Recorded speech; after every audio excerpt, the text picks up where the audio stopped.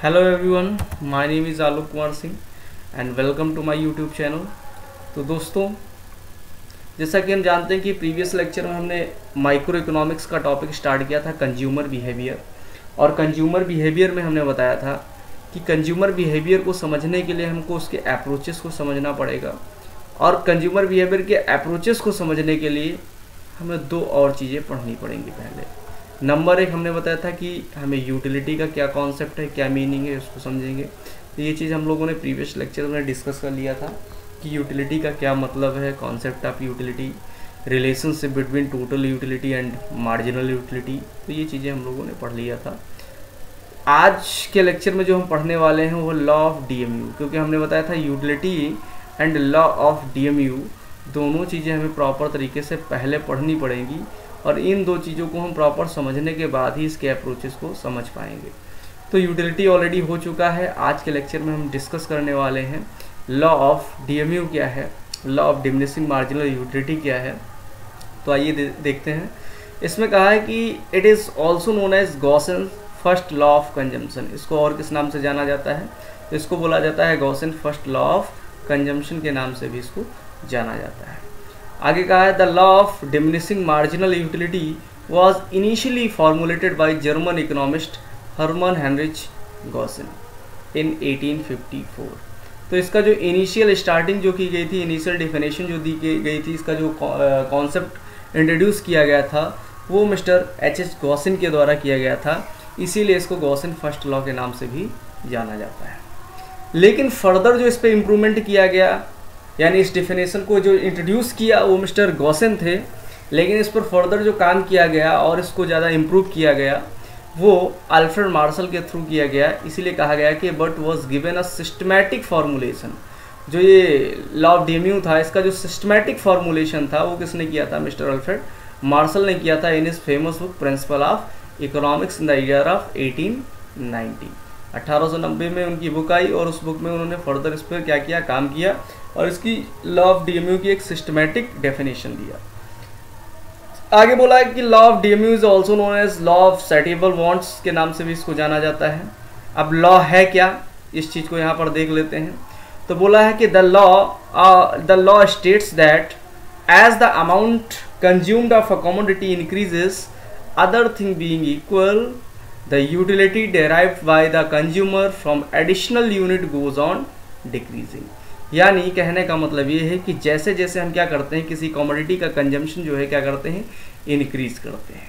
क्या करते हैं? जैसे जैसे किसी कमोडिटी का कंजम्पशन जो है वो हम क्या कर देते हैं, इंक्रीज कर देते हैं, तो उससे मिलने वाला जो सेटिस्फेक्शन होता है वो क्या हो जाता है हमारा, वो हमारा सेटिस्फेक्शन डिक्रीज हो जाता है। जैसे उन्होंने बोला कि मान लीजिए हम बहुत ज़्यादा भूखे हैं, भूख लगी है हमको, और हमारे पास एक जो है एप्पल रखा हुआ है, तो हम जैसे ही एक एप्पल कंज्यूम करेंगे तो हमको ज़्यादा सेटिस्फेक्शन मिलेगा, ठीक है। लेकिन जैसे ही एक और एप्पल को हम कंज्यूम करेंगे तो वहाँ पर क्या होगा, वहाँ पर हमारा सेटिस्फेक्शन लेवल थोड़ा सा डाउन हो जाएगा, और एक एप्पल जो हम कंज्यूम करेंगे तो हमारा सेटिस्फेक्शन लेवल और डाउन हो जाएगा। तो हम क्या देख रहे हैं कि जैसे जैसे हम कंजम्पशन अपना बढ़ाते जा रहे हैं वैसे वैसे सेटिस्फेक्शन कम होता जा रहा है। तो इसी को बोला जाता है law of diminishing marginal utility, यानी जो मार्जिनल यूटिलिटी, एडिशनल यूटिलिटी आपको मिलेगी वो कैसे मिलेगी, डिमिनिश होके मिलेगी, ठीक है। लॉ ऑफ डीएमयू क्या कहता है कि जैसे जैसे हम कंजम्पशन इंक्रीज करेंगे वैसे वैसे क्या होगा, सेटिस्फेक्शन जो होगा वो डिक्रीज होगा। इसी को बोला जाता है law of diminishing marginal utility. लेकिन एक चीज़ ये भी समझ लीजिए कि ये लॉ अप्लाई कब होगा, काम कब करेगा? तो ये लॉ काम करेगा जब क्या होगा, कुछ इसकी कंडीशन सेटिस्फाइड हो जाएंगी, क्योंकि इकोनॉमिक्स में ऑलमोस्ट जितने भी लॉज दिए गए हैं, सब कुछ ना कुछ एजम्पशंस या कंडीशंस के ऊपर डिपेंड है, ठीक है। ऑलमोस्ट जगह आप देखेंगे कि आपको कुछ ना कुछ कंडीशंस या एजम्पशंस मिल जाएंगे। तो जैसा कि प्रीवियसली डेफिनेशंस में, लॉज में दिया गया था, वैसे यहाँ भी कुछ एजम्पशंस दिए हैं। अब क्या क्या एजम्पशंस हैं? अब ये एजम्पशन क्या होते हैं? एजम्पशन होती कंडीशंस। अगर ये कंडीशन सेटिस्फाइड हो गई, प्री डिसाइडेड कंडीशंस हैं, अगर ये कंडीशन सेटिस्फाइड हो गई तो लॉ ये एप्लीकेबल होगा। लॉ क्या कहता है कि जैसे जैसे कंजम्पशन इंक्रीज करेगा सेटिस्फैक्शन क्या होगा, डिक्रीज करेगा। As we consume more and more unit of a commodity the satisfaction derived from each additional unit goes on decreases. ठीक है, ये चीज कब एप्लीकेबल होगी, जब कंडीशन सेटिस्फाइड हो जाएंगी। अब कंडीशंस क्या है, एजम्पशंस क्या है, कंडीशन मतलब एजम्पशन, एजम्पशंस क्या है देख लेते हैं। एग्जाम पॉइंट ऑफ व्यू से अगर देखें तो एजम्पशन से क्वेश्चंस काफी पूछे जाते हैं, जैसे यूजीसी नेट लेवल का एग्जाम होता है तो वहाँ क्वेश्चन ठीक ठाक पूछे जाते हैं। क्या क्या एजम्पशंस हैं, पहला एजम्पशन इन्होंने लिया कि all the unit of a commodity must be same in all respect. आप जो कमोडिटी कंज्यूम करने जा रहे हैं ना भाई साहब, उसका हर एक यूनिट क्या होना चाहिए, सेम होना चाहिए। ठीक है, पहला एप्पल, फिर उसके बाद दूसरा, फिर उसके बाद तीसरा, जितने भी एप्पल आप कंज्यूम करेंगे हर एक एप्पल का जो शेप एंड साइज है, उसका जो फीचर है वो क्या होना चाहिए, सेम होना चाहिए। उसका टेस्ट जो है वो क्या होना चाहिए, सेम होना चाहिए। तो इन्होंने बोला कि एक कमोडिटी के जितने भी यूनिट आप कंज्यूम कर रहे हैं, यूनिट की बात की गई है, कमोडिटी की बात नहीं की गई। बोला एक कमोडिटी के जितने भी यूनिट आप कंज्यूम कर रहे हैं वो सब के सब क्या होने चाहिए, सेम होने चाहिए, पहली कंडीशन। दूसरी कंडीशन क्या है, कहा the unit of goods must be standard in size. जो यूनिट होना चाहिए गुड्स का, जो यूनिट होना चाहिए जिससे हम गुड्स को क्या कर रहे हैं, मेजर कर रहे हैं, वो क्या होना चाहिए, स्टैंडर्ड इन साइज है। जैसे मान लीजिए आप ग्लास ऑफ वाटर की बात करें तो जब पानी पिएंगे तो ग्लास में ही पिएंगे, ठीक है, ये स्टैंडर्ड साइज है। लेकिन अगर आपको प्यास लगी, कोई जार लेकर के आ जाए पूरा पूरा, या एक चम्मच लेकर के आ जाए, उससे आपको पानी पिलाना शुरू कर दे, तो आपका कंजम्पशन आप करते रहेंगे, सेटिस्फेक्शन आपका डाउन होगा ही नहीं। तो उन्हें बोला कि जो कंजम्पशन आप कर रहे हैं जिस कमोडिटी का, उस कमोडिटी का जो यूनिट है वो क्या होना चाहिए, स्टैंडर्ड होना चाहिए। उसका यूनिट का साइज कैसा होना चाहिए, स्टैंडर्ड होना चाहिए। फिर क्या बोला, there should be no change in the taste during the process of consumption. Consumption करते समय आपके टेस्ट एंड प्रेफरेंसेस में किसी टाइप का कोई चेंज, आपके मतलब कंज्यूमर के टेस्ट एंड प्रेफरेंस में किसी टाइप का कोई चेंज नहीं होना चाहिए। और क्या है, there must be continuity in consumption. Consumption जो करो वो क्या होना चाहिए, कॉन्टिन्यूसली होना चाहिए, लगातार कंजम्पशन होना चाहिए। अब ये भी ना हो कि मान लीजिए आज एक एप्पल खाया, फिर एक एप्पल कल खाया, फिर एक एप्पल परसों खाया, या 4-4 घंटे बाद खा रहे हो, तो ऐसे तो आप कंज्यूम करते रहोगे, आपका सेटिस्फेक्शन कभी कम ही नहीं होगा। ये कह रहे कंजम्पशन जब करो तो लगातार फिर चलता रहना चाहिए। जब लगातार कंजम्पशन होगा तभी ये लॉ अप्लाई होगा। कौन सा लॉ, कि जैसे जैसे कंजम्पशन बढ़ाएंगे वैसे वैसे सेटिस्फेक्शन कम होगा। नेक्स्ट क्या है, there should be no change in the price of substitute goods. जो सब्स्टिट्यूट गुड्स हैं उनके प्राइस में किसी टाइप का कोई चेंज नहीं होना चाहिए। आगे बोला कि only one commodity must be consumed at a time. एक टाइम में एक ही कमोडिटी आपको कंज्यूम करना है, ठीक है, बहुत सारी कमोडिटी एक साथ कंज्यूम नहीं कर सकते हैं। अगला क्या है, अगला बोला है कि इनकम मस्ट बी कांस्टेंट। जो कंज्यूमर की इनकम होनी चाहिए वो कैसी होनी चाहिए, कांस्टेंट होनी चाहिए। कंज्यूमर की इनकम इंक्रीज या डिक्रीज नहीं होगी। मनी जो है, मनी की utility, marginal utility of money, वो क्या होनी चाहिए, वो भी कांस्टेंट होनी चाहिए। अगला क्या है, consumer is rational while taking decision, taking consumption decision. Consumption decision लेते समय कंज्यूमर जो होना चाहिए वो क्या होना चाहिए, रैशनल होना चाहिए। रैशनल पर्सन कौन होता है, जिसको मार्केट का परफेक्ट नॉलेज होता है, उसको रैशनल बोला जाता है। तो कंज्यूमर कैसा होना चाहिए, रैशनल होना चाहिए, उसको मार्केट का जो है परफेक्ट नॉलेज होना चाहिए। और क्या है, इंडिपेंडेंट यूटिलिटी। जो मार्जिनल यूटिलिटी है एक कमोडिटी की, वो किसी दूसरी कमोडिटी की यूटिलिटी के ऊपर डिपेंड नहीं होगी। बोला marginal utility of one commodity have no relation with the marginal utility of another commodity. और क्या है, गुड्स आर इम्परफेक्ट सब्स्टिट्यूट्स। ये इम्परफेक्ट सब्स्टिट्यूट्स होंगे, क्यों, क्योंकि कहा means two commodity does not provide the same level of satisfaction. दो commodity same type का सेटिस्फेक्शन नहीं देती, इसीलिए क्या कहा, ये गुड्स जो होने चाहिए, जो भी जितने भी गुड्स आप कंज्यूम करो सब क्या होने चाहिए, इम्परफेक्ट सब्स्टिट्यूट होने चाहिए। सबका सेटिस्फेक्शन लेवल क्या होना चाहिए, अलग होना चाहिए। और क्या है, और बोला mental, the mental of consumer should be normal. जो कंज्यूमर की मेंटल कंडीशन, यहाँ पर लिखना भूल गया मैं, जो मेंटल कंडीशन होती है कंज्यूमर की वो कैसी होनी चाहिए, नॉर्मल होनी चाहिए। ठीक है, तो ये कुछ क्या है, एजम्पशंस हैं, और ये एजम्पशन जब फुलफिल होंगे लॉ तभी अप्लाई होगा। ठीक है, तो हमने लॉ देख लिया, इसके एजम्पशंस देख लिए, अब इसके एक्सेप्शंस भी देख लेते हैं। थोड़ा सा डायग्राम पे वापस जाते हैं। डायग्राम में देखो, हम देख सकते हैं यहाँ पर क्या डायग्राम है। हम देख रहे हैं कि यहाँ पर क्या हो रहा है कि जैसे जैसे ये मान लीजिए कंजम्पशन है, ये क्या है, कंजम्पशन है, और इधर क्या दिख रहा है, यूटिलिटी यानी सेटिस्फैक्शन। अब हम क्या देख रहे हैं, जब हम 1 यूनिट का कंजम्पशन कर रहे थे उस समय सेटिस्फैक्शन हमें 10 से डिराइव हो रहा था, लेकिन जैसे ही हमने क्या किया, कंजम्पशन अपना बढ़ाया, तो सॉरी एक सेकेंड, हाँ इधर जो है हमारा क्या है, ये हमारा यूटिलिटी है, क्या है, यूटिलिटी, और ये क्या है, हमारा कंजम्पशन है। अब जब हम 1 यूनिट का कंजम्पशन कर रहे थे तो हमें 10 यूटिल का सेटिस्फैक्शन मिल रहा था, लेकिन जैसे ही कंजम्पशन बढ़ाया, 1 से 2 किया, सेटिस्फैक्शन हमारा देखो कम हो गया, 10 से 8 हो गया। कंजम्पशन हमने और बढ़ाया, 2 से 3 किया, सेटिस्फैक्शन हमारा और कम हो गया। तो हम क्या देख रहे हैं कि जैसे जैसे कंजम्पशन अपना हम बढ़ाते जा रहे हैं वैसे वैसे हमारा सेटिस्फैक्शन जो है क्या हो रहा है, कम हो रहा। तो यही तो लॉ भी है, लॉ ऑफ डीएमयू यही तो कहता है कि जैसे जैसे हम क्या करेंगे, कंजम्पशन बढ़ाएंगे, वैसे वैसे सेटिस्फैक्शन हमारा जो होगा वो क्या होगा, कम होता चला जाएगा, डिक्लाइन करेगा। ठीक है, तो ये हमारा क्या है, डायग्राम है। आगे देख लेते हैं एक्सेप्शंस क्या है लॉ ऑफ डीएमयू के। ठीक है, एक्सेप्शंस को समझेंगे।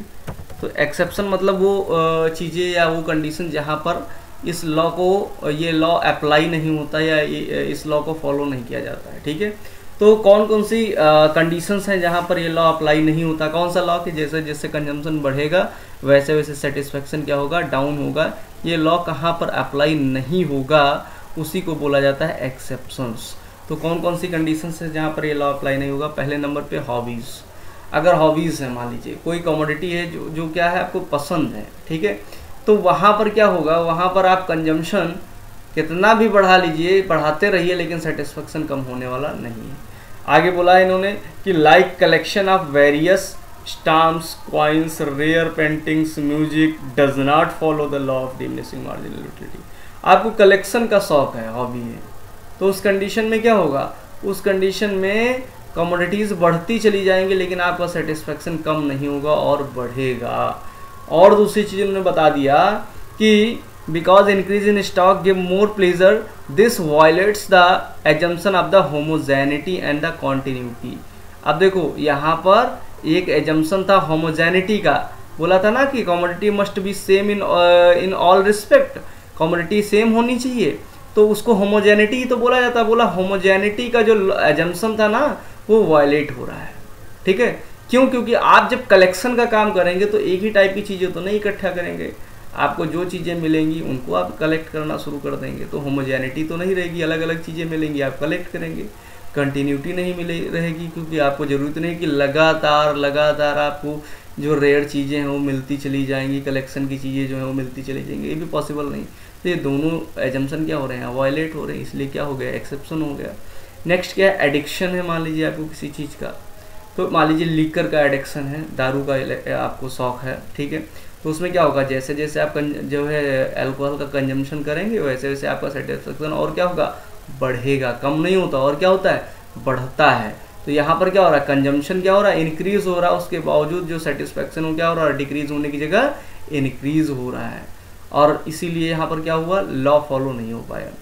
Greed for power. अब पावर किसी पर्सन को लगातार मिलती चली जाती है तो उसको और ज़्यादा पावर चाहिए होता है। ये नहीं कि पावर मिलने के बाद उसका सेटिस्फेक्शन लेवल डाउन होने लगता है, और ज़्यादा पावर मिलेगा तो ज़्यादा नहीं लेगा, ऐसा कुछ नहीं। जो जिनको पावर का ग्रीड होता है ना, उनको लगातार पावर मिलती है, उतना ही ज़्यादा और ज़्यादा क्या मिलता है, उनको सेटिस्फेक्शन मिलता है। ठीक है, बोला is an another exception of the law of DMU because marginal utility of power keep increasing as the person continue to get more power. जैसे जैसे पावर मिलती है तो और ज़्यादा उसका सेटिस्फेक्शन, यूटिलिटी जो होती है पावर की, वो बढ़ती चली जाती है। माइजर पर्सन है, लालची पर्सन है, ठीक है, मान लो पैसे का बहुत ज़्यादा लालच है, तो पैसा जैसे से बढ़ेगा ना वैसे वैसे उसकी यूटिलिटी जो होगी वो भी बढ़ेगी, वो और ज़्यादा मनी उसको चाहिए होगी। ठीक है, कम नहीं होगी यूटिलिटी, क्या होगी, बढ़ेगी। तो ये भी क्या हो जाएगा, exception of law of demand. ठीक है, अब इसकी कुछ लिमिटेशंस हैं। लिमिटेशंस क्या है लॉ ऑफ डीएमयू की, तो देख लेते हैं। लिमिटेशंस में इन्होंने बताया, पहली लिमिटेशन है कि अनरियलिस्टिक एजम्पशन।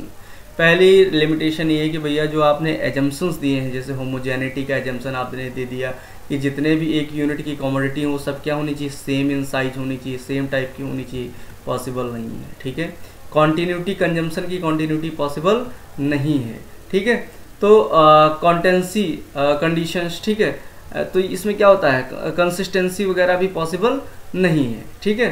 तो यहाँ पर उन्होंने बता दिया कि ये कंडीशन जो है पॉसिबल नहीं है, इसीलिए जो एजम्पशंस हैं वो क्या है, अनरियलिस्टिक हैं, वो प्रैक्टिकली पॉसिबल नहीं है। अगला क्या है, इन एप्लीकेबिलिटी टू सर्टेन गुड्स।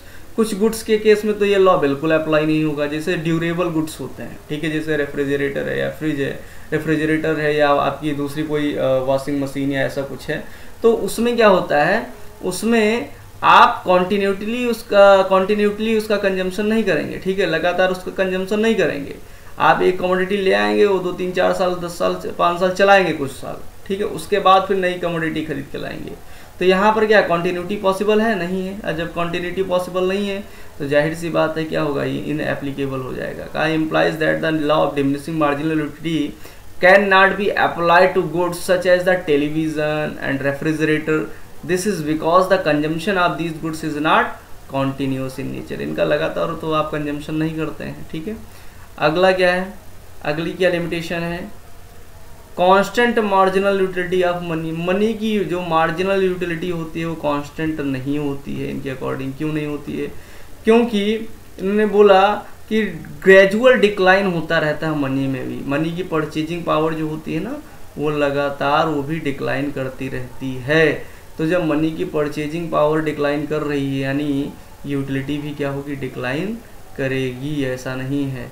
तो इन्होंने जो बोला कि यूटिलिटी कभी डिक्लाइन करेगी नहीं, वो कांस्टेंट रहेगी, वो पॉसिबल नहीं है। तो ये क्या है, ये भी एक लिमिटेशन हो गई, ठीक है। अगला क्या है, नेक्स्ट टॉपिक हमारा देख लेते हैं। तो आगे जो है लिमिटेशन के बाद हम देखेंगे फॉर्म्स ऑफ इकोनॉमिक यूटिलिटी, क्या क्या कौन कौन से फॉर्म्स हैं। तो फॉर्म्स में सबसे पहले फॉर्म है फॉर्म यूटिलिटी। फॉर्म यूटिलिटी क्या है,